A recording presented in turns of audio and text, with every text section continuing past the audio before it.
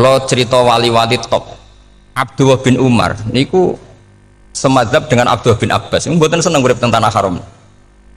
Ketika banyak ulama, banyak sahabat seneng hidup di tanah haram, alasannya sholat di tanah haram itu seperti 1000 napa? Sholat. Tapi yang dipikir beliau bukan sholatnya, maksiat di tanah haram juga lipatannya sama. Maka rumahnya Abdullah bin Umar itu pas ning perbatasan. Nak sholat mbek bojone ning tanah haram, nak tukaran metu. Jadi ono area tukaran itu dikondisikan steril, jadi masyhur itu. Jadi beliau nak lagi mesra mbek bojone wiridan teng tanah haram, nak tukaran metu sik. Baru tukaran secara meyakinkan, karena sehingga kita di Indonesia sebenarnya punya sisi yang luar biasa karena kita tidak maksiat di tanah haram. Jadi bisa saja kita ini orang keren karena tidak pernah maksiat di tanah haram. Walaupun saya nggak tahu kaji atau umroh, tambah keren karena nggak pernah maksiat di. Karena banyak juga orang yang nangis di Masjid Haram jebule ngenes, kamu naki sing elek bojoku tok. Wong Turki wayu, wong Pakistan wayu. Bareng roh bojone wae elek wireng pesek. Terus nangis, ya Allah, sakmono naki sing elek kok bojoku tok. Nah, berhubung wae haji dikira itu religius, napa? Akhirnya sing wedok gak terima, sakmono naki ganteng kabeh sing elek kowe tok. Makanya di haji itu pangeran nyindir faman faradha fihinnal hajja fala rafatha wala fusuqa wala jidala fil hajj. Itu pakai fi ku ing dalem. Jadi potensi maksiat kalau kaji itu fi. Justru pas haji itu pas potensi maksiat. Wong tenggene matof niku nggon tawaf niku. Terus masyaallah wong ayu nggih pirang-pirang, wong ganteng nggih pirang-pirang. Terus mari geger, mergo rebutan ngambung hajar macam-macam. Jadi pulau suwon ijtihad, dia napa ijtihad itu harus kita dengar. Jadi di antara mazhabnya ulama termasuk Abdullah bin Abbas itu nempat di Taif. Taif itu dari Mekah 3 jam. Alasannya nggak ingin kalau terjadi apa-apa di tanah napa haram. Kita tahu Ibnu Abbas itu mengalami konflik politik dengan Abdullah bin Zubair. Itu ekstrim betul konflik dua beliau. Akhirnya beliau milih di tanah haram. Wis tukaran-tukaran lah nak raning tanah. Maksudnya gremeng, bukan tukaran bacaan, gremeng lah, gremeng sidik nara ning Masjid Haram. Artinya jangan kira orang di Indonesia terus ndak hebat, ya hebat, punya sisi nggak maksiat di tanah haram. Ya misalnya sholat gak ngarep nang Masjid Haram, jebule sholatnya ya Allah sini wong. Wis gak ngarep paling afdol, jebule paling keliru coba. Mulai takbir yo keliru plus seudon. Haji Indonesia nu nak sofa walu niate rada elek. Sudah sih mau coba bismillah tau ora tau tak go ngarep gitu. Menurut kalau yang kesekian kali ditanya gitu. Jadi niate go ngarep kepen ngetes sudah sih mau coba bismillah tau ora. Lha ngape wae salat apa wae seudon. Bantah-bantahan. Aku krungu dhewe tau go ngarep pancen ra maca. Sing go guri ora maca tapi lonton ora caku go ngarep ya kepen krungu nyatane ora. Jadi kok ngarep. Terus kedua niate iku balapan ngambung Hajar Aswad. Jadi sholatnya kok ngarep. Sekali salam langsung melayu ngambung Hajar Aswad. Ibu niat tapi niat elek roh. Tapi tidak semua yang di sofa walu niatnya baik. Tapi niat tidak baik itu kadang baik. Itu saking apiane pangeran. Kalau kenangan cerita dari Mbah Mun yang paling saya kenang itu gini. Dulu ono santri nakal. Ya jadi ora dulu tok saiki luwih akeh. Tapi sawangannya cerita kan kudu dulu karena sejarah itu syaratnya harus diomongkan dulu. Jadi aku rada kecewa sejarah itu dulu ono santri nakal. Saya itu luwih akeh. Niku kepengen nginceng ninge mergo ning wayu. Niku dhisik jarang ning sepeda motor ngalor ngidul ning pasar Bangilan jarang. Dadi nek kepengen roh iku kudu dadi bakul banyu. Terus bakul banyu karena satu-satunya cara roh wong ayu kudu dadi bakul banyu. Nyamar. Bakul banyu ngisine ning jero jeding. Jadi kadang ya orang ninge rajil bapan macam-macam. Kiai ini wali tenan, bukan wali debutan, bukan wali senior, namun wali betul. Nah sama saya jadi wali kan harus rano kuota wali, segelem ragelem jumlahnya supaya tetap ada terus diangkat nonton mawon wali. Itu bertahun-tahun. Kiai ini ngerti, seneng, mergo digratisi, dikai rego murah. Kiai ini ngerti, nah iku niate elek. Suatu saat gak ada perkembangan, santri ini mulai gremeng karena nggak direspon. Diceluk begini ini. Dia bentuk anakku, nggih yai. Kowe salat ning Masjid Haram saf awal 40 dina jamaah mbok saf awal. Nggih Yai. Kok bar tak rabekno anakku. Nggih. Seneng salat. Hari pertama ya demi dapat istri, hari kedua terus. Suwe-suwe ku ku nyaman. Betapa nikmatnya sujud, nikmati rukuk terus nyaman. Saking nyamannya itu berkebutuhan sholat di saf awal. Bukan karena cewek tadi. Bareng hari ke-40 diparani mbek kiai ini. Aja mulai tak rabekno. Loh. Mboten saged, Mbah. Jare nek wis sholat 40 dina tak rabek. Oh mboten, sholat diterima untuk cawe tok. Mboten. Mboten. Ngenyak uang sholat diterima dijoli. Jadi orang nggak bener itu kadang ya jadi bener. Jadi dari wali kadang daftarnya lewat bakul banyu, terus kadang rodok delok wedok sithik-sithik, tapi nak pangeran ngangkat kira kurang coro. Jadi wali can iki. Akhirnya kiai ini sing nangis-nangis. Cung gelem lecok kamu pede mantu wong. Iki gak gelem-gelem tenan. Ngenyak uang salat diterima dijoli. Wah, itu luar biasa. Terus malah nanti ngaji ya, terus ngaji talqinul fikri bahwa pada akhirnya sing paling dhuwur teng hadhihi dar la ilaha illallah. Nah, saya punya cara untuk sampean supaya la ilaha illallahnya itu sah dan meyakinkan. Nah, cara hakim itu sah dan kitab yang sering dibaca Mbah Mun diantaranya untuk kalimat itu kitab Zadul Ma'ad. Iku nak nerangno la ilaha illallah niku luar biasa. Itu kitab kesayangannya Sayyid Abdul Al-Haddad. Beliau ngendikan di antara kitab kesukaan beliau selain Ihya itu kitab Zadul Ma'ad. Itu beliau kalau ngendikan bihadihi ya, maksudnya bihadil kalimah ussisatis samawati wal ardu. Jadi langit bumi dibikin. Jadi beliau mulai berpikir pertama gini, surga dibikin dengan segala kemewahannya itu bagi yang tasdek liman saddaqa bila ilaha illallah wa liman amana bila ilaha illallah. Neraka yang dibikin sebegitu ekstrim sampai anak wong dicemplung ngenteni 70 tahun lagi ceblok. Wah, itu seraka bayang carane gawe. Entakno bego kan itu. Jadi barang nak diceblokno ning neraka itu cebloke tok ngisor ngenteni pinten? 70 tahun. Makanya kemungkinan keluar dari neraka itu kecil. Agak untuk syafaat itu kecil. Wong wis kira iso kebayang kan? Itu pun diciptakan untuk yang menolak dalil. Jadi surga dibikin ya lihadil kalimah, neraka dibikin juga lihadil kalimah. Jadi hadil kalimah itu mizan, ini ukuran yang nerima masuk surga, yang menolak masuk neraka. Hisab juga gitu, ada hisab itu ya karena kalimat la ilaha illallah. Orang kafir itu nanti tidak dihisab. Nah cara Ibnul Qayyim atau saya nggih ngoten, ulaikal ladzina kafaru bi ayatina rabbihim wa liqaihi fahabitat a'maluhum fala nuqimu lahum yaumal qiyamati wasna. Ya lucu tuh, masuk Fir'aun dihisab kan sekarwan rokok kan, jadi hisab itu nanti itu yang nggak jelas-jelas. Makanya sama berhati-hati, itu potensi dihisab.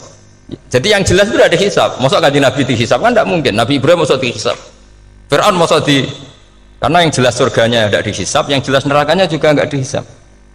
Tapi nak sing pengajian yo teko, dangdutan yo teko, ini yang ini yang itu. Ya itu hisab itu. Delok biskop ya bayar, mlebu masjid ya bayar. Cuma ada biskop 10.000, nak ning masjid 2.000. Itu ya hisab itu nanti. Jadi orang kafir yang karuan kafirnya itu istilah Quran fala nuqimu lahum yaumal qiyamati wasna. Nah, artinya ada hisab juga tolak ukurnya la ilaha illallah. Terus wa bihadil kalimah bu isatir rasul. Karena kalimat ini Rasul diutus untuk melatih la ilaha illallah. Jadi kalimat ini luar biasa.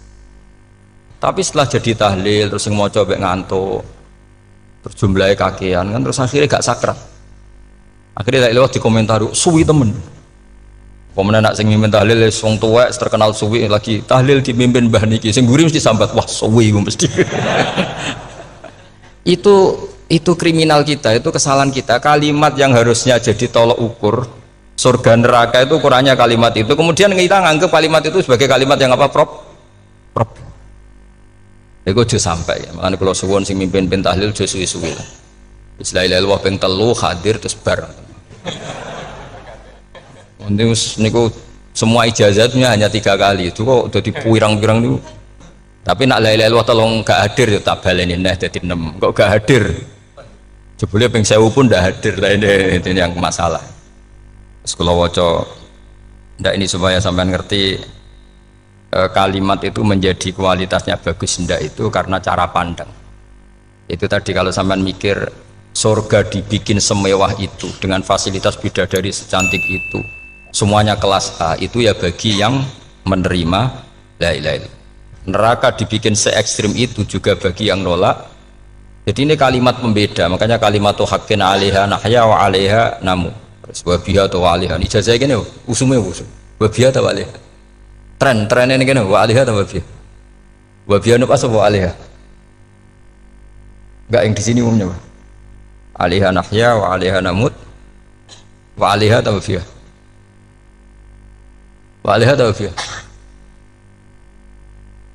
Oh berarti orang jelas prinsipnya, gak jelas. Gak jelas. Jadi kalau suwon Mbah Mun sepuh-sepuh niku fi akhiri hayati nu sering maos talqinu dzikri. Karena memang beliau ingin di akhir hayatnya juga kita semua nanti di akhir hayatnya semuanya min ahli la ilaha illallah Muhammadur Rasul. Dan itu dimulai dari sesuatu yang sangat-sangat ilmiah.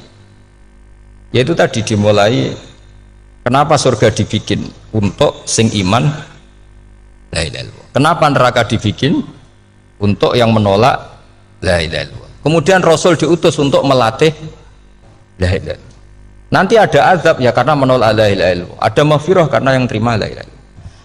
Makanya istighfar, kalau cara oleh istihad, niku istighfar itu setelah la ilaha illallah cara kalau oleh istihad. Di beberapa Indonesia itu thariqah punya istighfar dulu baru la ilaha illallah. Tapi banyak ulama yang berpendapat dibalik. La ilaha illallah dulu baru. Karena istighfar itu didengar Allah itu setelah tauhidnya benar. Ini cara madzhabnya Abul Hasan apa? Asyadzili, yaitu fa'lam annahu la ilaha illallah baru wastaghfir li dzambika ai li hadil kalimah. Karena orang bisa dimaafkan itu berdasar kalimat la ilaha illallah. Misalnya begini ya. Orang kafir itu kafir terus sampai 70 tahun. Sekali melafatkan la ilaha illallah itu yughfar lahum ma qad salaf. Jadi kullil ladzina kafaru iyantahu yughfar lahum ma qad salaf.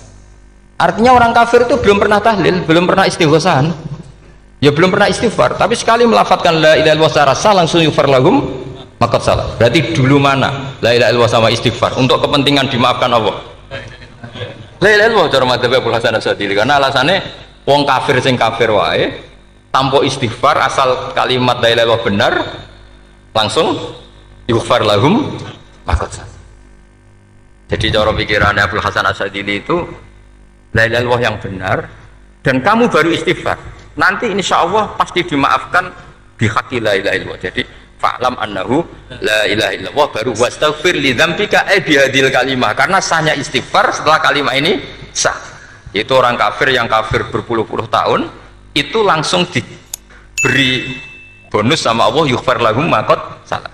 Nah, ukuran iyan tahu pakai apa coba? Hei para wong kafir nak kowe mendo sangka kekafiran, ukurannya pakai apa?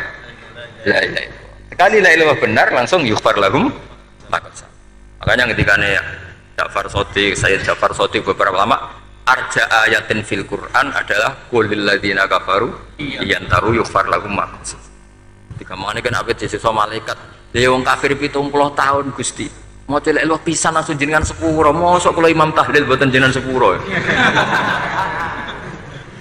ya, tapi masalahnya nak malaikat tapi kowe golek wajib lah iku semari perkara iku semari masalah kan bersora ikhlas iku mulai masalah nak sing gurih malah meneh tapi kowe mau celek lu ambek gremeng mergo kesuwen karena kesuwen wong gremeng sing dosa sing tahlil apa sing gremeng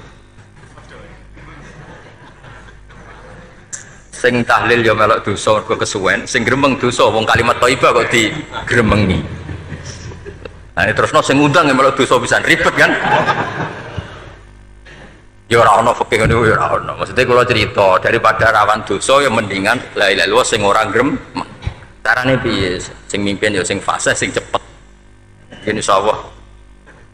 Oh teng desa kula anggere muni tahlil ben Gus Wak seneng kabeh, mesti cepet. Jamin mesti cepet. Kalau sering ngomong, aku cepet lah lu mati sing suwi ya. Mergo suwi mari dosa gremeng ya perkara. Lagi kan do sungkan wae kula. Nah tengah adat masyarakat kan nggih sampai Gus sampai anak kiai kan sungkan dadi kiai-kiai sing tua-tua akhirnya melok cepet. Dan ini harus dielmoni. Saya ulang lagi ya. Sebetulnya dalam Thariqah Syadziliyah itu la ilaha illallah dulu baru istighfar. Alasannya apa? Sihhatul istighfar itu ba'da sihhati la ilaha illallah. Jadi dia bawa ke qulil ladzina kafaru iyantahu yughfar lahum ma qad salaf. Saiki intiha anil kufri, berhenti kekafiran dengan kalimat apa? La ilaha illallah. Itu langsung yughfar lahum ma qad salaf. Dan Allah ngendikan fa'alam annahu la ilaha illallah baru wastaghfir lidzam. Ai bihadil kalim. Artinya gini, bisa saja istighfar kita itu tidak didengar Allah karena tauhid kita tidak pernah benar. Mau ngelafat notok tapi tauhidnya tidak benar. Maka terus dibutuhkan latihan-latihan dari ahlul ilmi, misalnya kayak Imam Sanusi, kayak Imam Asy'ari. Itu pelatihan-pelatihan la ilaha illallah dengan pemaknaan yang luar biasa. Misalnya begini, ambil saja la ilaha illallah itu dengan makna seperti ini. Tidak ada sesuatu yang maujud kecuali disebabkan oleh yang super maujud. Alam raya ini, langit bumi ini kadung berstatus maujud. Kan nggak mungkin yang maujud diciptakan yang tiada. Nak ngono hadhil maujudat khalaqaha wajibul wujud. Lah wajibul wujud ini yang bernama Allah Subhanahu wa ta'ala. Maka kualitas Anda iman tuh lebih tinggi. Selama ini kan enggak. Orang no pangeran kecuali Allah. Terus Allah itu yang siapa? Ya Allah yang siapa itu harus kamu berani mensifati. Allah belum pernah menceritakan dirinya di Quran kecuali beliau dia mensifati zatnya. Saya adalah sing khalaqas samawati wal arda misalnya. Saya adalah zat yang begini. Karena itu dengan cara itu bisa dikenali. Ya, dengan cara itu bisa dikenali. Makanya Allah itu harus kita kenali, yaitu lewat ma'rifatullah. Ibadah tertinggi adalah ma'rifatullah. Ya caranya ma'rifat tadi dimulai. Gak mungkin alam raya ini kemudian diciptakan oleh al-adam, sesuatu yang tidak ada. Pasti yang namanya maujudat diciptakan yang maujud. Karena maujud ini maujud pencipta harus super. Lah super itu bahasa Arabnya wajibul wujud. Karena pencipta harus awal. Gak mungkin Fir'aun itu Tuhan lahirnya di bumi, berarti dulu buminya ketimbang Fir'aunnya. Tuhan-Tuhan yang lain juga begitu, masa dulu buminya ketimbang Tuhannya. Makanya Allah pasti Tuhan betul karena bersifat awal, bersifat qadim. Nah kalau kamu mulai latihan gitu, iman kamu itu bil bayyinah. Dan syaratnya iman yang benar adalah bil bayyinah. Bayyinah itu jelas welo-welo. Makanya semua nabi memaklumatkan diri, qul inni ala bayyinatim mir rabbi lam yakunil ladzina kafaru min ahlil kitab wal musyrikin munfakina hatta ta'tiyahumul bayyinah. Jadi kamu harus punya otoritatif kebenaran sing sampai welo itu layak balus syakka wal irtiyab, sudah agak bisa ragu lagi. Nah saya khawatir kalau kita sudah tidak ngaji seperti ini, la ilaha illallah itu mau rutinitas. Pomnya nak kasiat ribet mana ya? Nak diwaca 1000 kasiat ini, nak diwaca 2000 kasiat, wah itu ngawur lagi. Saya itu kemarin ketemu banyak orang pinter lah di Jogja. Itu saya cerita, mereka tanya saya, Gus kenapa engkau jarang berdoa? Saya bilang saya itu sering berdoa, cuma mungkin Anda tidak tahu kata saya. Doa itu syaratnya harus setelah sihhatil iman, imannya itu benar. Dulu ketika Gerwani itu kampanye komunis itu gitu, anak-anak kecil disuruh memejamkan mata, ayo kamu minta permen sama Tuhan. Ternyata nggak dapat permen, suruh memejamkan mata lagi, coba minta sama bu guru, terus dikasih apa? Permen. Oh berarti yang ada bu guru bukan Tuhan. Artinya apa? Kalau umat Islam ini Islam ini kamu jual dengan doa, kemudian doa dipakai tolok ukur Islam bener apa enggak, habis kamu. Banyak orang ingin jadi Kapolri, jadi gubernur, jadi apa, ngundang orang-orang kondungo. Terus nyangoni akeh gak mandi, mesti dihujat deh.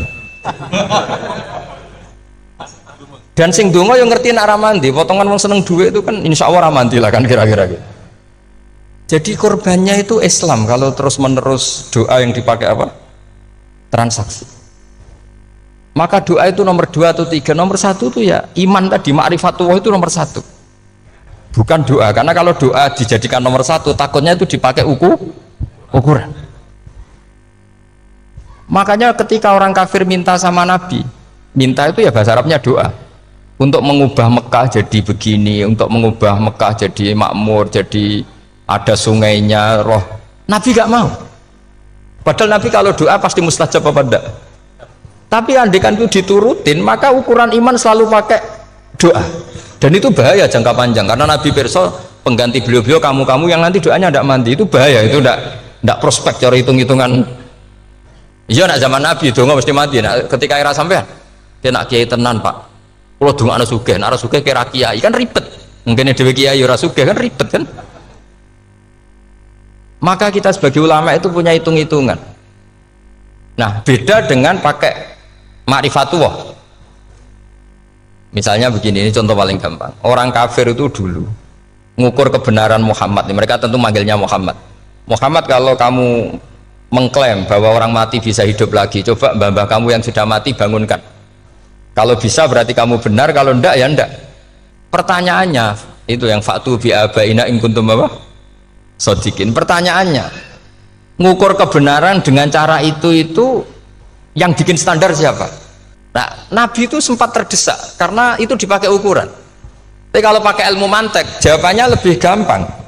Ngukur kebenaran dengan cara itu versi siapa? Versi saya. Kamu benar itu kalau bisa membangkitkan orang mati. Terus dari Nabi, ya kalau versi kamu ya kamu yang membangkitkan, nanti ditanya bareng-bareng.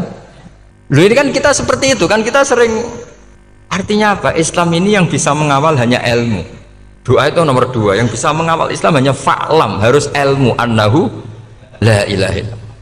Ketika orang kafir lo tanya, Muhammad kalau kamu Rasul betul, fasayir jibala Makkah, jibalu Mekah kamu jalankan kemudian jadi emas. Dan orang-orang yang mati bangkitkan, kemudian kita tanya, adinuka hakun amla, agamamu benar apa enggak? Nabi andikan minta kira-kira dituruti Allah apa enggak? Pasti dituruti. Tapi masalahnya, masa menunggu itu? Masa Allah menjadi Tuhan nunggu itu? Allah selalu Tuhan baik orang percaya atau tidak.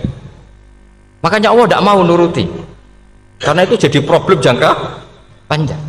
Iya kalau Nabi mustajab doanya, ketus era umatnya seperti ini. Sing kiai ini bendino dalail ora mesti mandi dongane. Gue sasing tirakat lah, gue mesti mandi dongane. Nak bab donga niku wis padha wae lah. Misalnya mesti mandi, nak wong waras mesti dinggo donga husnul khotimah, ora dinggo golek sugih, itu mesti amatir. Lah masalahnya nak dinggo husnul khotimah bagi mereka yang kedonyan ya gak ngefek, dianggap tidak prospek. Panjang kan? Makanya itu pinternya Nabi nomor 1 itu al ilmu fa'lam annahu la ilaha illallah. Lagi wastaghfir li dzambi. Jadi kalau suwon kenapa ini cerita Mbah Mun, kenapa akhir-akhir beliau sering talqinu zikri, sering melatih zikir, itu sirinya diantaranya bahwa kalimat ini harus menjadi kalimat super, kalimat sing alaiha nahya wa alaiha namut wa alaiha nub'ats atau wabiha nub'ats insyaallah ta'ala minal amin. Ya itu tadi, kita sebagai kiai itu ikut menjaga ini, jangan sampai kalimat ini membosankan.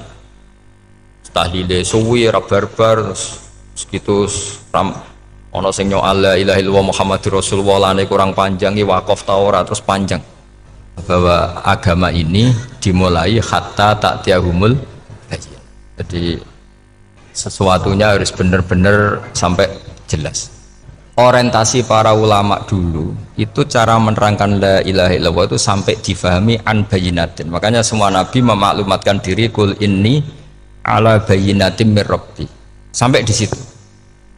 Dan semua cerita-cerita di tafsir Jalalain di apa-apa itu ukuran kebenaran itu lam yakunil ladzina kafaru min ahlil kitab wal musyrikin namun fakina hatta ta'tiyahumul bayyinah.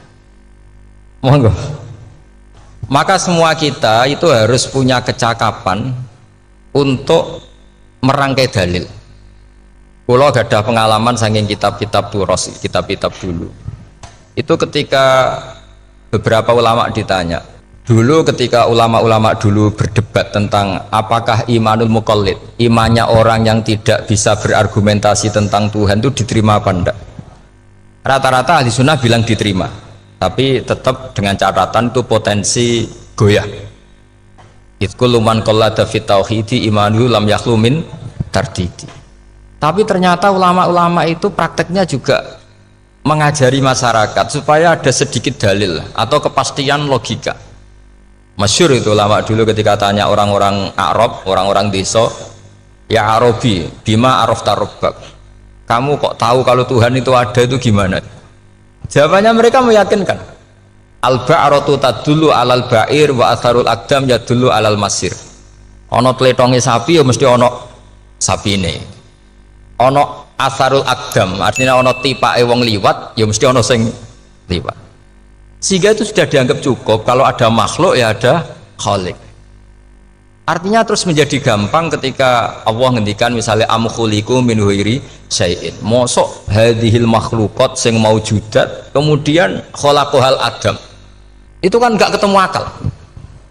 Maka termasuk kekaguman saya sama kitab Fathul Bari sarahnya Bukhari itu ngendikane wa hadza sing inda ahlil mantak yusamma iltizazan aqliyan, bahwa agama ini harus ada kenyamanan secara akal. Kalau Nabi membahasakan wajadah halawatal apa? Iman. Iman yang manis itu misalnya kita profesor, kita ilmuwan, kita seorang yang top, yang paling cerdas di dunia.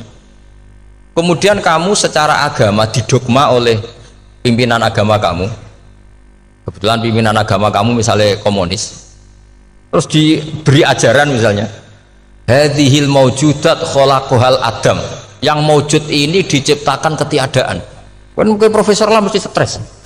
Piye wong Adam kok ciri utama ketiadaan ya layu asiru saya tidak ngefek. Bandingkan dengan misalnya kita goblok lah, petani lah, wong paling goblok lah misalnya diajari bumi ki ono mbah wonten, terus sing gawe bumi ono ya ono, wong barange ono kok sing gawe ra ono. Lebih gampang. Lah itu cara Fathul Bari hadaddin itu mudah sekali, sahlah qoriba. Kalau dalam baca Said Abdul Al-Haddad itu hadil kalimah sahlah qoriba. Salah qoriba itu enak difahami karena ya sudahlah, kalau hadil maujudat ya khalaqahal maujud.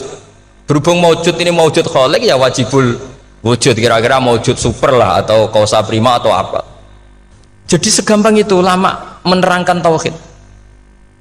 Nah khawatir saya kalau penjelasan seperti ini sudah hilang terus mau wong takok kasihate nak maca sakmene paket ngene, nak sakmene paket ngene. Lah anak ramadi terus mental. Jute la ilaha illallah ya ngobos. Nah ini kan jadi tersangka.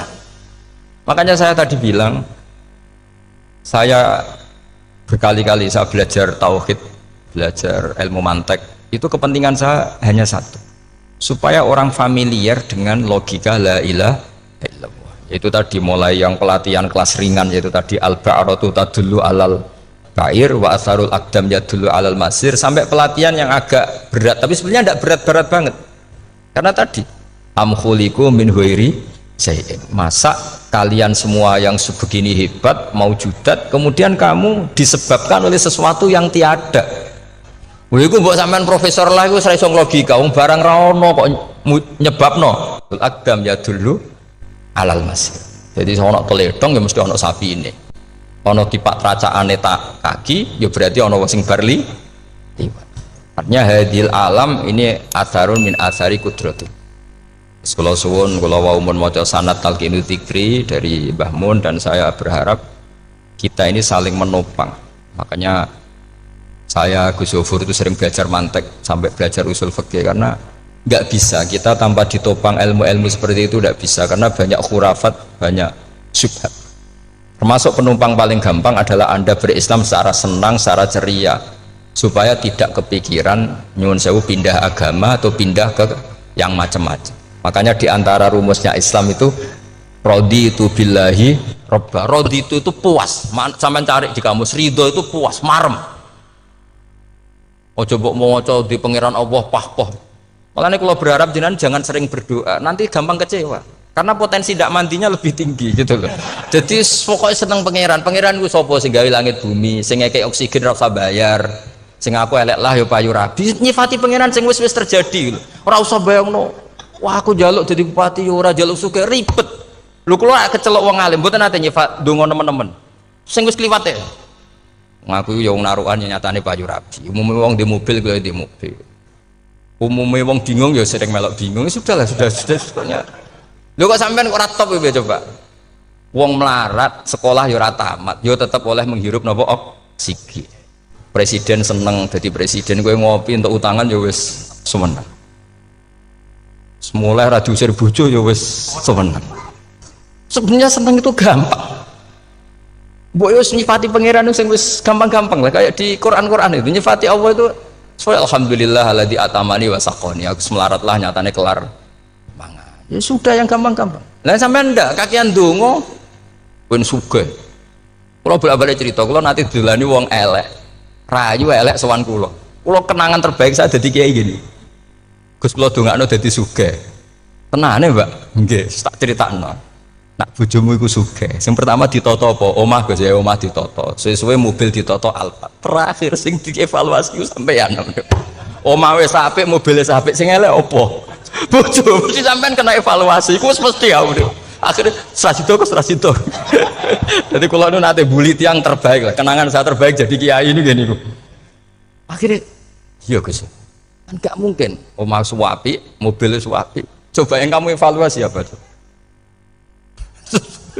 Mulai artinya sudah lah, tidak usah kepengen itu dikurangi lah.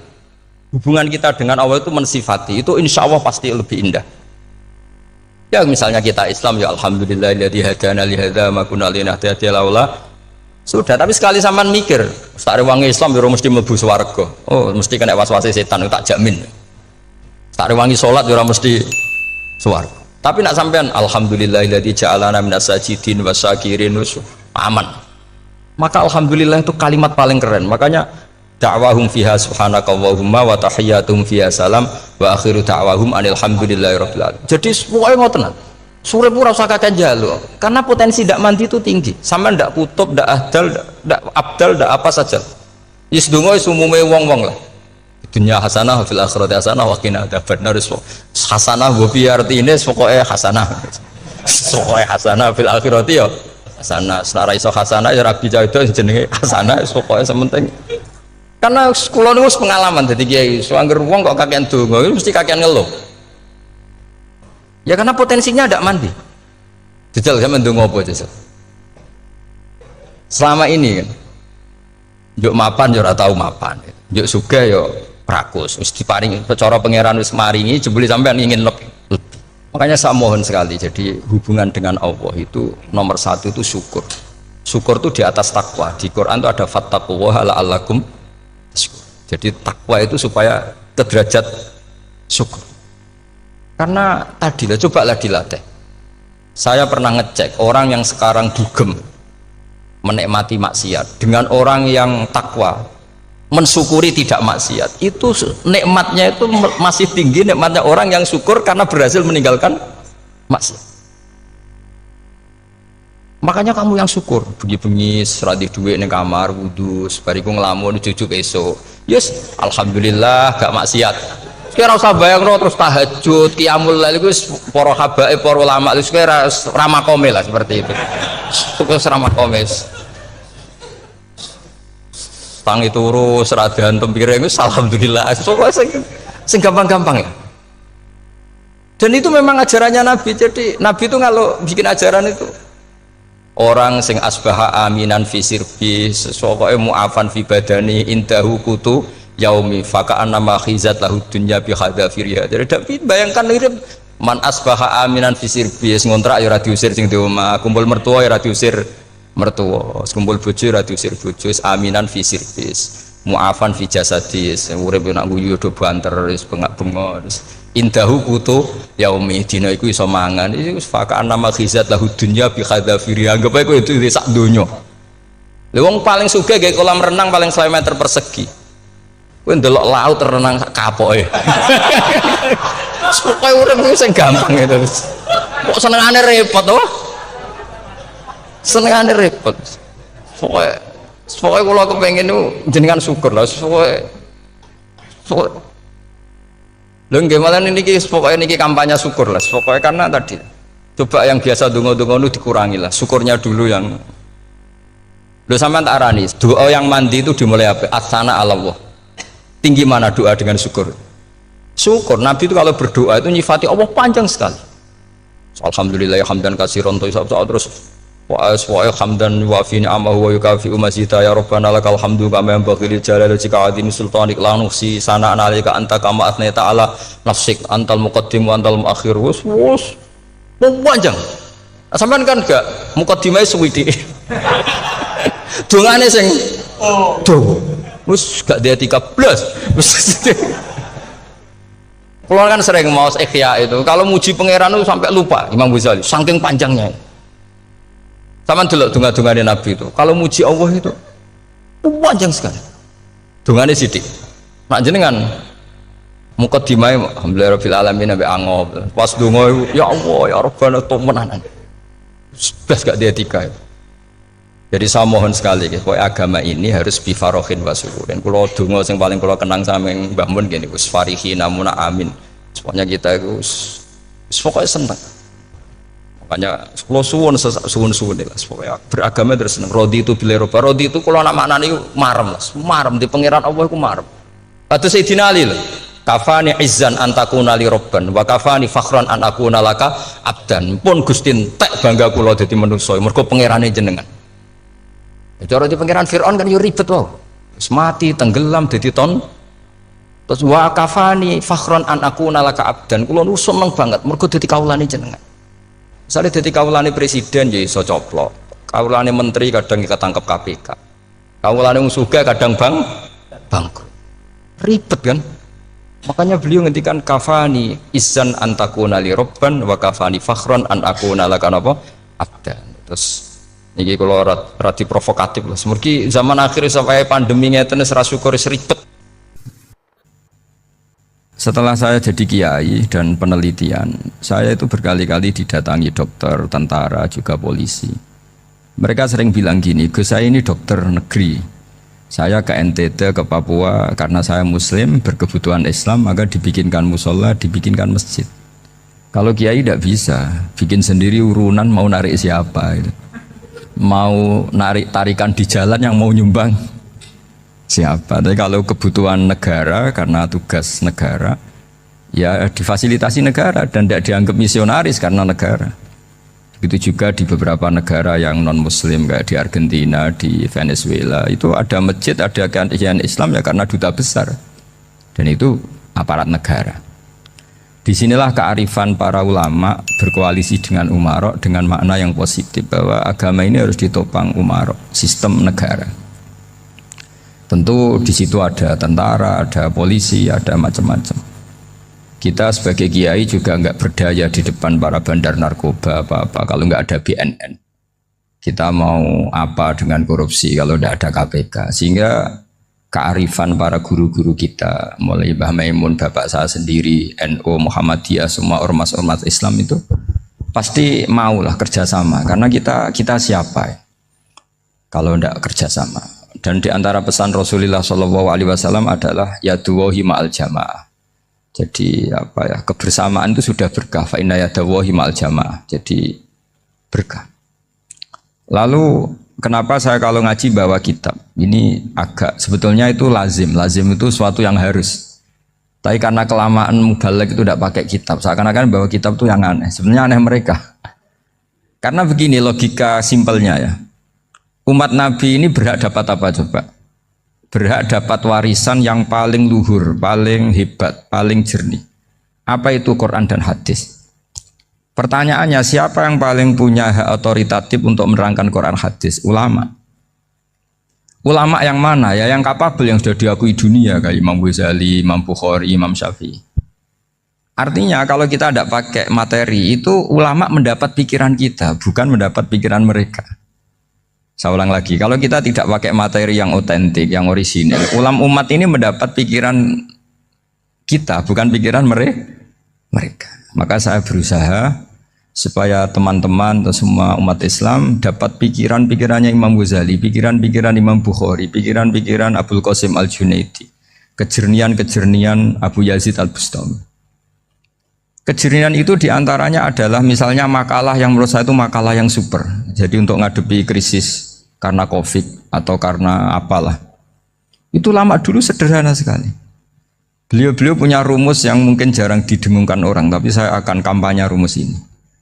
Al-istighna, hakikatul istighna, itu adalah al-istighna anis syai' labihi.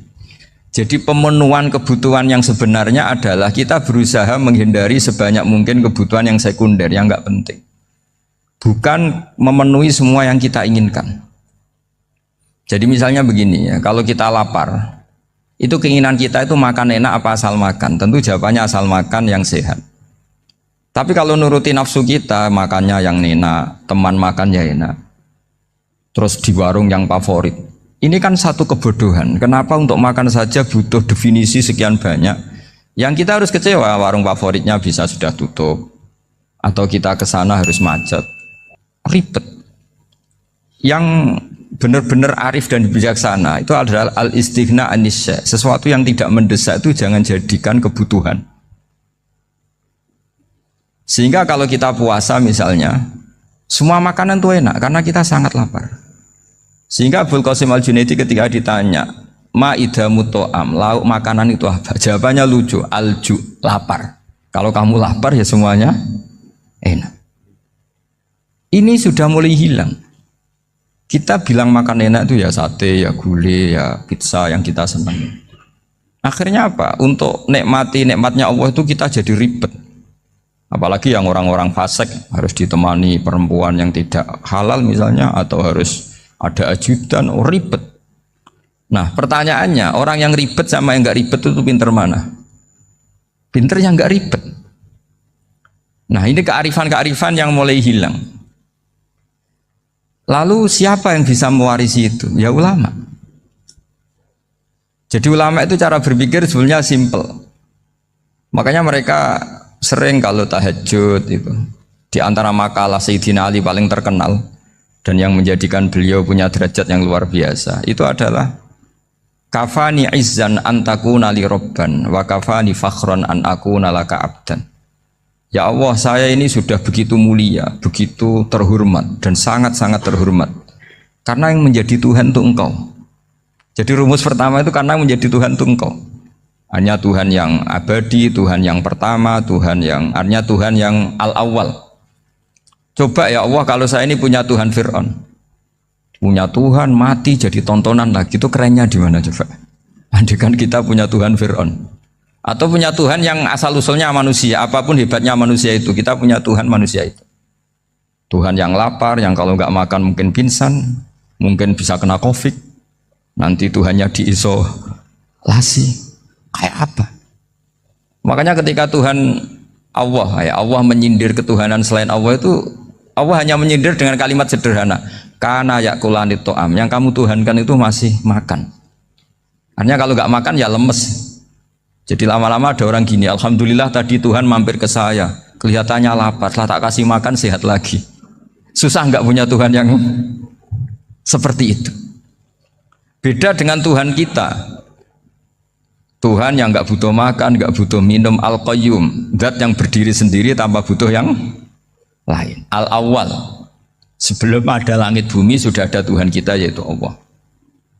Bandingkan dengan Tuhan-Tuhan yang dipertuhan yang lain, yang adanya setelah bumi, misalnya Fir'aun dan sebagainya.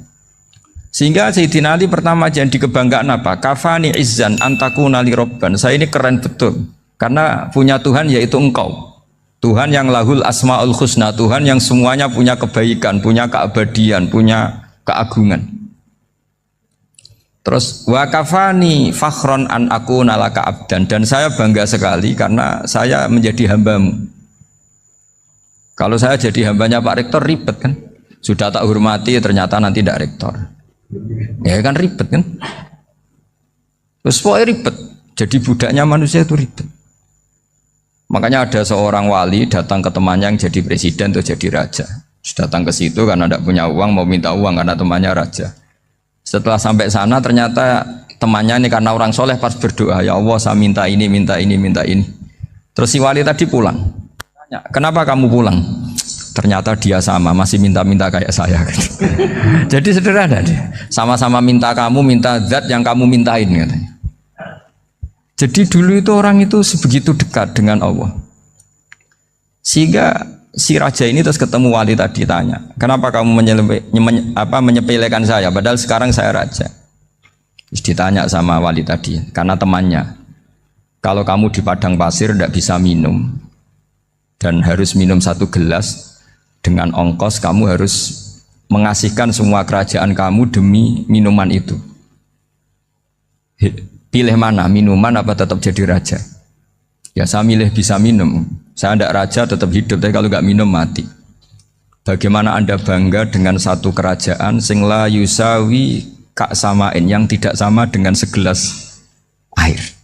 Jadi artinya terus mereka melihat jadi raja itu ya biasa, jadi presiden biasa, jadi rektor biasa. Karena mereka biasa berlogika hakikatul izzah itu ya taqarrub ilallah, yang benar-benar terhormat itu ya dekat dengan Allah.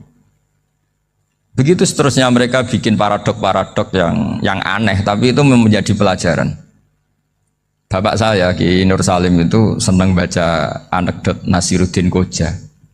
Itu kalau bikin orang-orang aneh, itu dia datang ke satu pesta, pakai baju lusuh, pakai sarung lusuh atau celana lusuh, sama Sohibul Bait yang punya acara dibiarin. Setelah dibiarin dia pulang pakai jas, pakai dasi, pokoknya keren. Dihormatin, pakai alpat, pokoknya dihormatin. Silakan. Pas dia disuruh minum, minumannya itu disokkan saja ke sakunya. Jas, kamu harus minum yang banyak, karena kamu yang dihormati, bukan saya. Terus makanannya semuanya diletakkan di saku, ada apa? Ayo kamu makan yang banyak. Alpatnya juga gitu, dikasih sate apa? Ayo kamu makan yang banyak. Mereka tidak melihat saya, melihat kamu. Akhirnya orang satu pesta itu istighfar semua, berarti kita ini salah. Terus dia pidato, kenapa kamu uang gitu? Tadi saya datang, orangnya sama. Gara-gara beda pakaian, penghormatannya beda. Berarti yang berhak dapat makanan ini jasa ya, bukan saya. Betapa naifnya kita sebagai orang. Ternyata kita masih hormat sesuatu yang seperti itu, yang atribut lah. Jadi orang-orang sufi itu orang yang bisa menertawakan dunia. Akhirnya ya, pertama dia dianggap orang gila, masa jas dikasih makan, dikasih minum. Tapi secara fikih dia benar, haram dia makan. Karena pas dia datang dibiarin, setelah pakai jas dikasih makan. Berarti hakikat yang dapat rezeki siapa? Jasnya apa orangnya? Jasnya apa orangnya? Jasnya. Jadi itu orang-orang sufi, kearifan orang-orang dulu itu bisa ngelola hal-hal yang keseharian menjadi luar biasa. Ada seorang wali melihat istrinya makan satu piring, anaknya makan satu piring. Ditanya, kalian kenyang? Wah, kenyang sekali. Melihat anaknya minum kopi satu cingkir, senang. Kalian senang-senang sekali. Wah, kalau senang dengan hal-hal yang murah bisa, ngapain harus senang dengan hal-hal yang mewah? Bodoh sekali saya. Sehingga terus mereka bisa qanaah. Qanaah itu ya hidup itu simpel, sederhana. Jadi tentu saya tidak akan ngomong yang muluk-muluk, selain itu tidak bidang saya juga apa ya. Kita ini butuh obat di kondisi Covid seperti ini, butuh kesederhanaan, butuh apa ya? Istighna tadi. Kita harus istighna billah an ghairillah. Jadi sudah cukup bahwa Allah ini segalanya. Sehingga tadi saya dengarin himnenya Unisula, yang paling saya kagum adalah dimulai dengan kalimah-kalimah thayyibah. Di antara tugas suci Nabi Ibrahim dan semua Nabi adalah wa ja'alaha kalimatam baqiyatan fi aqibi. Nabi Ibrahim itu Nabi yang diberi gelar Allah. Dia adalah Nabi yang menjadikan kalimat tauhid itu kalimat yang abadi. Fi aqibi, di anak turunnya, di semua generasinya, baik anak turun karena gen maupun karena pembinaan, karena pendidikan. Ini penting sekali saya utarakan karena apa? Satu kehidupan itu sebenarnya digerakkan oleh kata-kata, oleh moto kalau orang bahasa modern. Sehingga banyak ulama mengatakan al-ibarat kutun li'ailatil mustami'in, bahwa redaksi atau moto atau pegangan hidup itu penggerak kehidupan. Sehingga sebetulnya manusia itu digerakkan oleh kalimah-kalimah itu, oleh moto-moto itu, oleh prinsip-prinsip hidup itu. Misalnya orang Palestina itu tiap hari ke pasar gitu. Mereka ke laut itu. Ditanya, kenapa tidak takut tembak Israel? Jawabannya lucu. Kena tembak ya mati, nggak makan ya mati, nggak kerja ya mati. Ya sudah, sama-sama mati ya mendingan aktivitas normal. Tapi saya tidak menyarankan itu untuk melawan Covid. Ini cerita saja nanti. Kamu jangan provokator itu. Karena ini wilayah sensitif. Jadi banyak orang yang poligami, kalau ditanya alasannya gitu, istri satu ya cerewet, dua ya cerewet, mendingan 4 katanya. Ya banyak ya gitu. Tapi ada yang kebalikan, istri satu cerewet saja hampir jantungan, apalagi 4, tinggal matinya kan gitu. Itu semua yang menggerakkan itu kalimat. Kalimat itu satu pegangan. Banyak orang loh yang nggak ingin jadi rektor tuh banyak loh Pak Bejo. Jangan kira semua dosen ingin jadi rektor. Melihat rektor sibuk rapat mempertahankan reputasi Unisula terus sering pegang kepala. Ngapain repot-repot? Jadi tukang sapu aja dapat gaji, ngopi, rokokan selesai. Bodoh amat jadi rektor, mikir orang banyak. Banyak loh orang yang nggak ingin jadi presiden tuh banyak. Karena ngopi nyaman, nggak ada yang ganggu. Mau tidur sampai jam 9 siang juga nggak ada yang ganggu. Sehingga mereka melihat pegawai negeri itu gak keren, orang kok diatur jam, disiplin. Itu memang cara Allah membagi rahmat. Mau kamu apakan coba? Cara syukurnya dia seperti itu. Bapak saya dulu tuh sering ngajarin saya, diajak jalan-jalan pagi-pagi. Melihat orang ngopi, makan uduk itu bapak seneng. Kok enak jadi wong awam. Ngene esuk-esuk nyemak bocah kesel kabeh kono enak ngopi rokokan. Bapak kadang iri sama orang awam itu iri. Sudah gitu berharap masuk surga kan enak sudah gitu. Tahu-tahu mati, tidak tahu ke surga apa ke neraka ya tidak tahu. Jadi nah, orang dulu itu orang yang bisa mensederhanakan dunia. Sehingga ya sudah cara bahagia. Makanya saya alhamdulillah saya ini kerjasama sama UII sama beberapa kampus. Memang amdan itu sengaja. Kampus itu ya punya sistem yang nggak bisa mewakili sistem kiai. Kiai juga punya sistem yang nggak terwakili oleh kampus, juga sebaliknya saling melengkapi. Saya sering ketemu rektor UII, rektor kampus-kampus Islam. Mereka cerita, Gus pendidikan pondok harusnya dimodernkan gini-gini. Saya bilang, kalau pondok modern kayak kampus itu nanti saya ketemu Allah tidak bisa jawab. Kenapa Gus? Saya beri contoh gini. Kalau misalnya perempuan perawan lah atau apa saja namanya perempuan mau tanya tentang menstruasi atau haid. Kalau semuanya sistem kampus dia harus kuliah dulu. Registrasi dulu, kuliah dulu, bayar dulu dan dapat jawabannya nunggu mata kuliah pas itu. Bandingkan kalau sistem pondok, saya tuh sering ke pasar sama anak saya dicegat sama ibu-ibu. Gus, anak saya ngalami gini-gini, keluar darah terus menerus, nggak 6 hari tapi 1 bulan penuh. Itu hukumnya apa Gus ya? Nanti saya mau sowan ke jenengan. Nggak usah sowan di sini aja. Ya sudah, sebelum mengeluarkan darah yang rutin seperti itu biasanya haidnya berapa hari? 6 hari ya sudah ikut yang 6 hari, yang lainnya istighatsah.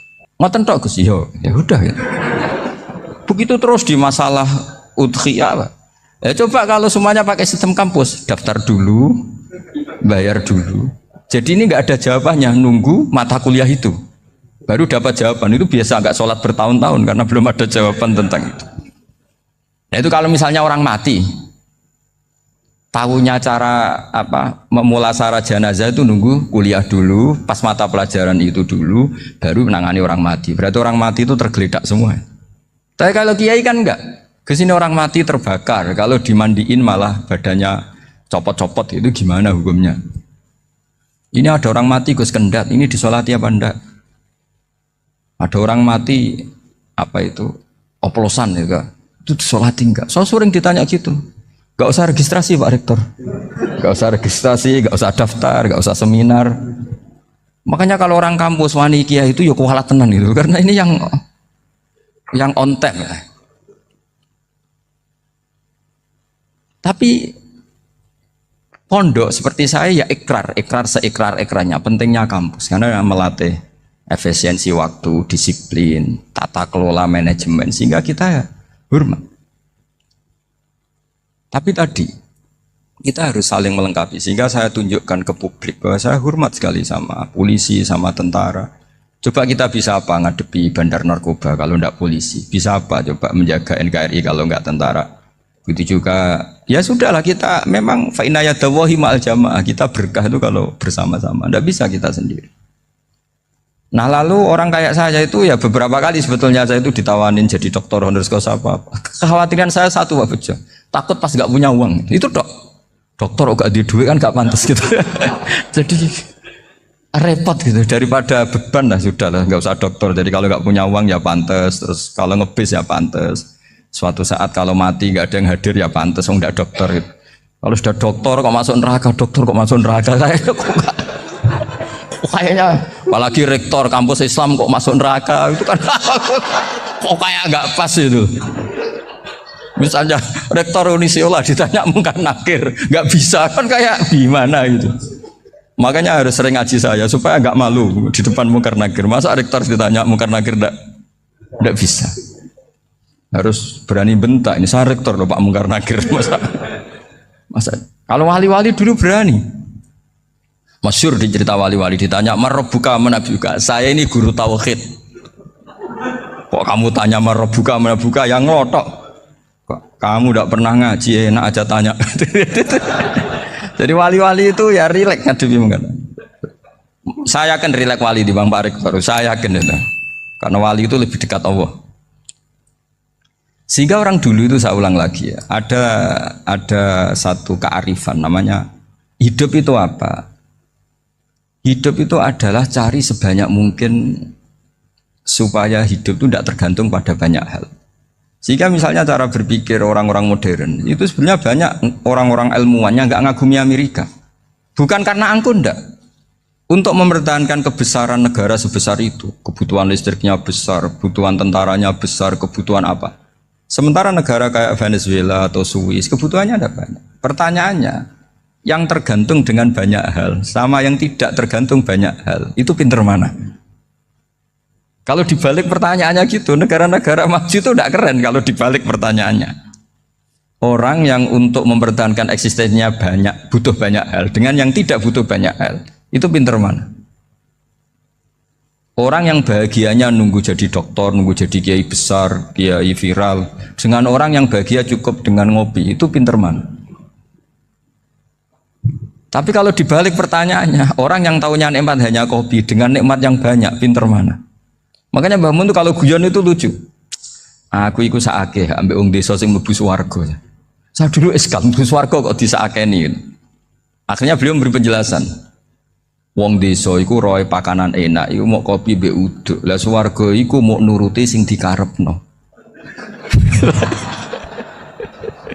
Akhirnya wis mau mangan, wis ngopi, nguduk, ngopi ora roh pakanan liyane ku ora roh.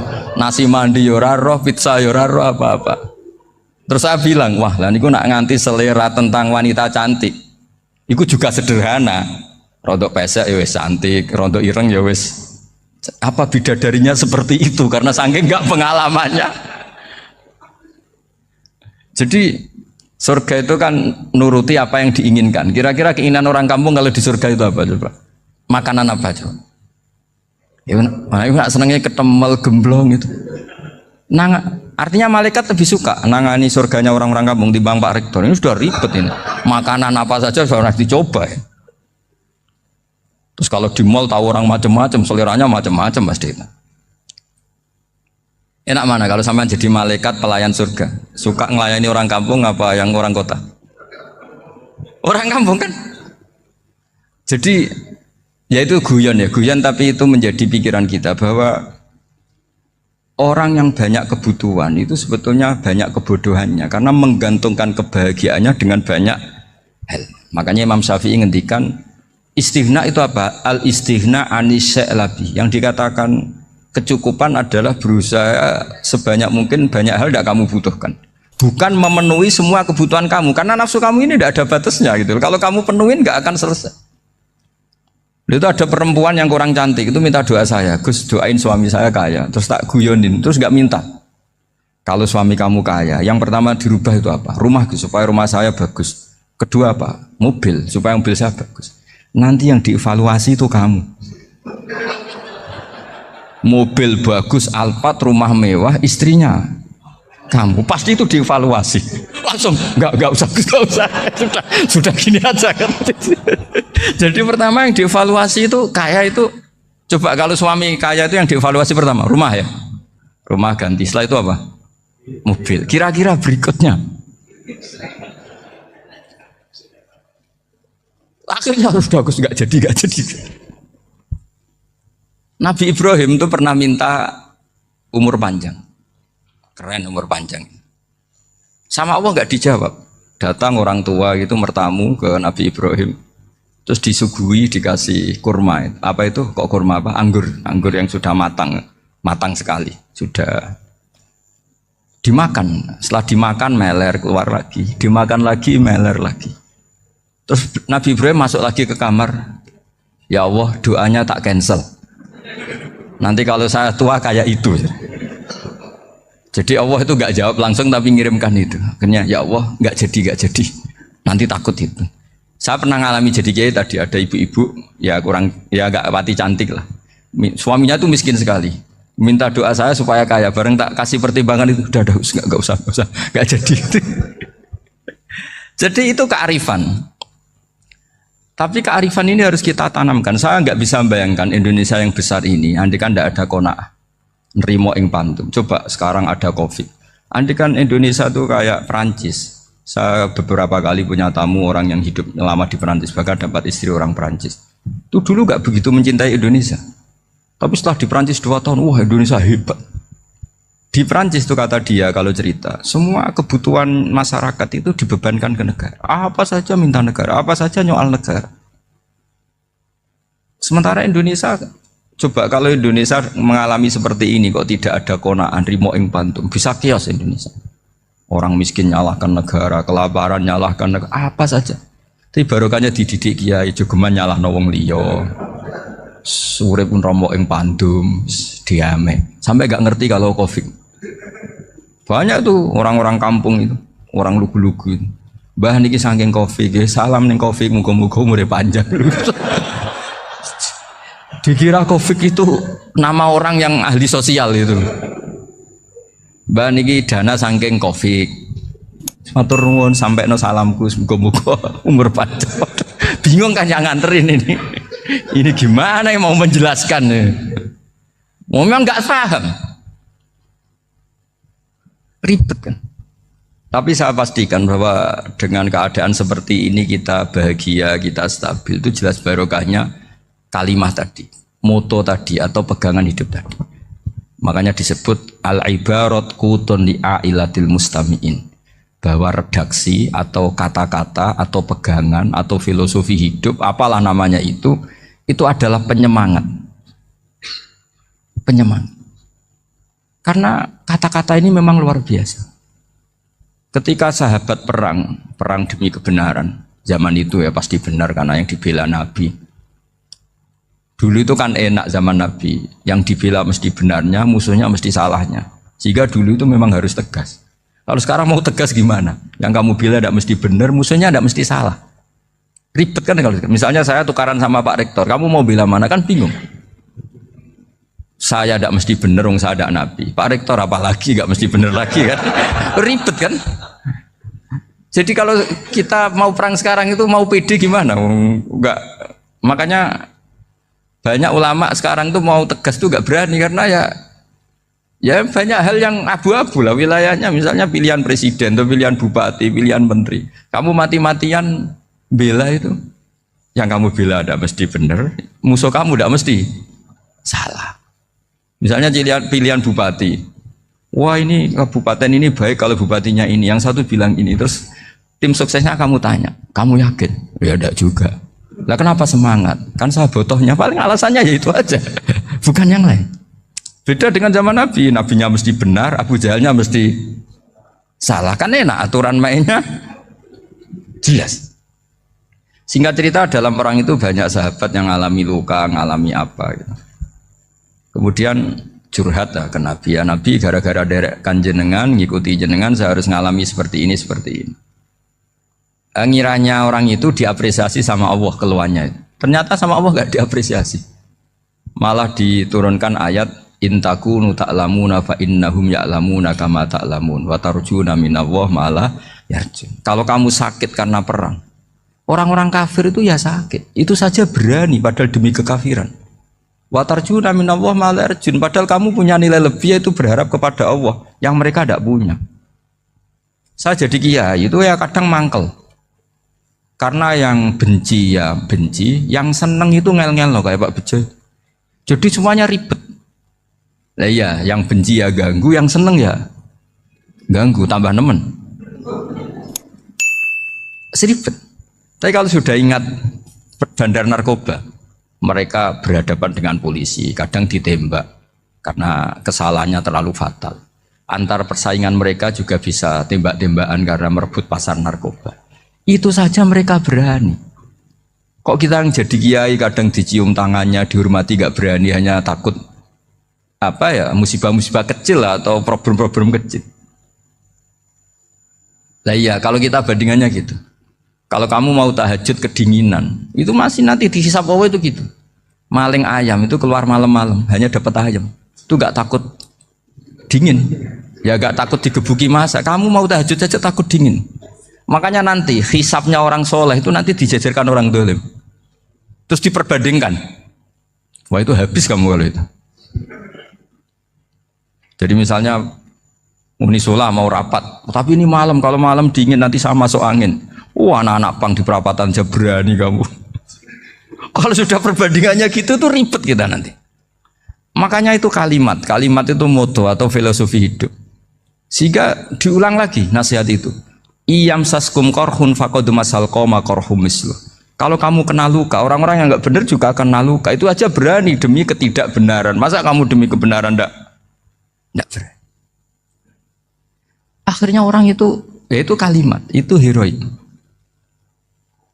Makanya kita ini penting ya, makanya tadi himne Unisula dimulai kalimat thayyibah.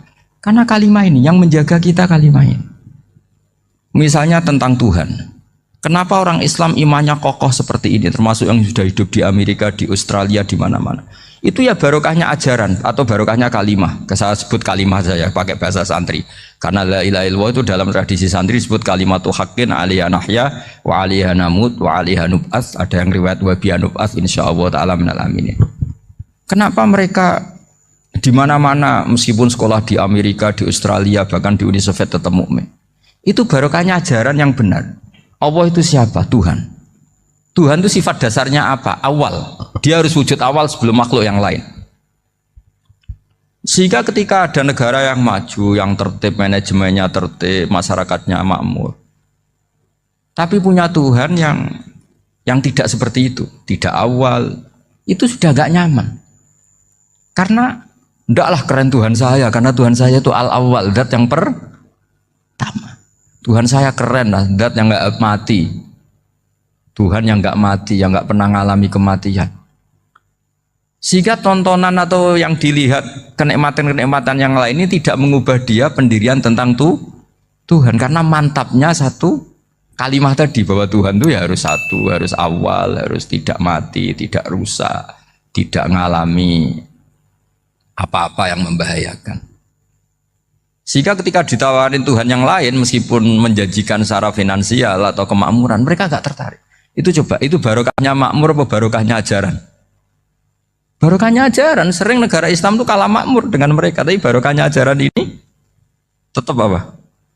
Tetap Islam. Makanya Nabi Ibrahim, Nabi yang sukses bikin wa ja'alaha kalimatam baqiyatan fi aqibi.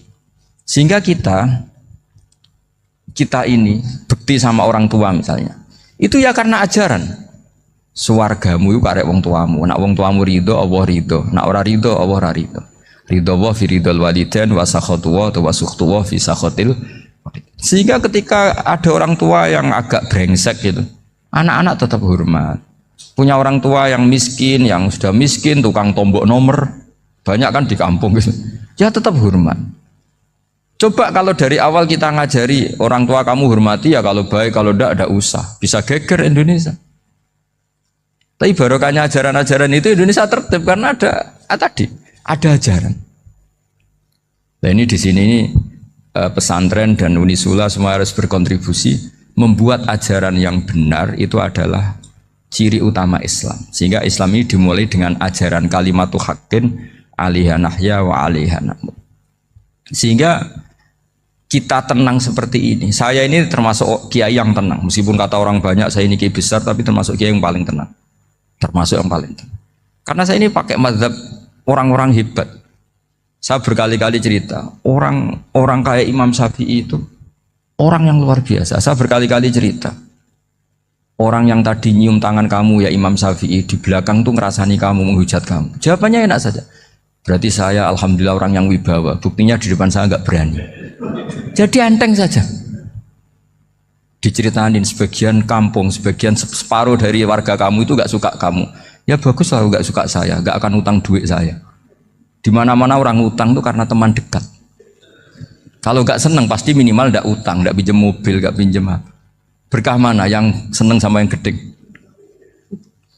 Jadi dianggap enteng saja. Semua yang dialamin dianggap enteng saja.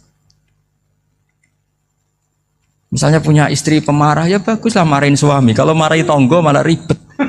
Jadi kamu harus terima kasih kalau dimarahin istri. Baguslah marahin saya mah, kalau marahin tonggo ribet. Jadi enteng saja. Tapi kita sekarang tuh karena nafsu ya, sehingga menghadapi hidup ini ribet. Ulama dulu kalau mau mati itu senengnya bukan main. Sudah lama saya ini ingin nggak maksiat. Kayaknya nggak maksiat paling efektif itu mati. Ya tidak apa-apa Gusti, kalau sebaiknya mati ya mati aja. Enteng saja. Jadi melihat kematian itu akhir dari segala keburukan atau potensi keburukan. Apapun baik kita sekarang, suatu saat mungkin kita nggak baik. Yang bisa menghentikan ketidakbaikan atau potensi ketidakbaikan itu apa coba? Mati kan? Berarti mati itu mengerikan apa menyenangkan? Mesti kamu tidak berani menjawab. Meskipun secara ilmu kamu berani, tapi secara rasa agak berani kan? Saya ulang lagi ya. Yang bisa menghentikan keburukan atau potensi keburukan itu apa coba? Apa? Kematian. Berarti kematian itu menyenangkan atau menyusahkan? Apapun kamu tidak berani jawab karena kamu agak-agak duniawi itu kelihatannya. Tapi secara ilmu, kamu tahu kan kalau mati itu tidak buruk-buruk banget. Karena apa? Itu akhir dari segala keburukan. Sehingga Nabi ngajarkan kalimat itu begitu luar biasa. Allahumma ahyini maka natil hayatu khairan li wa tawaffani maka natil wafatu khairan li. Nabi melihat dunia itu begitu indah. Ya Allah, kalau saya ini hidup, anggap saja hidup ini ziyadatan li fi kulli khairin, menjadi modal saya menambah segala kebaikan. Jika suatu saat saya mati, anggap mawon rohatan li min kulli syarrin, itu akhir dari segala keburukan saya. Sehingga mati hidup ya baik karena di situ kita bisa berkontribusi beramal soleh. Mati juga baik karena mengakhiri segala keburukan. Ini inna amrohu kullahu khair. Orang mukmin itu mengagumkan, semuanya baik. In asobathu na'ma syakara fakana khairan lah. Kalau baru dapat nikmat, dia syukur, maka itu baik. Wa in asobatu dharra sabara, kalau dapat masalah mereka sabar, itu juga baik. Sehingga orang mukmin dua sisinya pasti baik. Itu juga kalimat, maksudnya moto atau pegangan hidup. Nah berikut ini saya beri contoh, ini kenangan Nabi nate ngendikan lagi, ajaban li amril mukmini inna amrohu kullahu khair. Orang mukmin itu mengagumkan, semuanya baik. In asobathu na'ma syakara fakana khairan lah. Kalau baru dapat nikmat, dia syukur, maka itu baik. Wa in asobatu dharra sabara, kalau dapat masalah mereka sabar, itu juga baik. Sehingga orang mukmin dua sisinya pasti baik. Itu juga kalimat, maksudnya moto atau pegangan hidup.